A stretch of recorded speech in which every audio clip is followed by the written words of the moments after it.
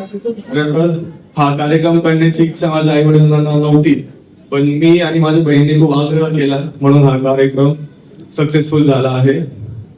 खरं तर माझ्या आई वडिलांबद्दल बोलणं गेलं तर शब्द कमी पडतील, पण एक सांगू इच्छितो की कोरोनामध्ये जेव्हा सगळे लोक एकमेकांना भेटायचे नाही, तेव्हा माझ्या आई वडिलांनी एक खटी 100 रुग्णांची सेवा केली आहे. या गोष्टीचा मला खूप अभिमान आहे. माझे वडील कधीच पेशंटला नाही बोलत नाही. रात्री किती लेट हो, सकाळी पहाटे हो, कधीच पेशंटला नाही बोलणार नाही. त्यांची उत्तम काळजी घेते. पेशंट सुखरूपपणे घरी जातो. माझी आई लांब लांब प्रवास करते ओपीडी साठी, पण कधी पण आमच्या घरी असं दुर्लक्ष झालं नाही. एकदा मी सांगू इच्छितो की मला माझ्या आईच्या हातचं जेवण खायची खूप इच्छा लागली, तर माझ्या मम्मीने मुंबईवरून रात्री प्रवास करून घरी येऊन 11 वाजता स्वयंपाक बनवला आणि मला खाऊ घातलं.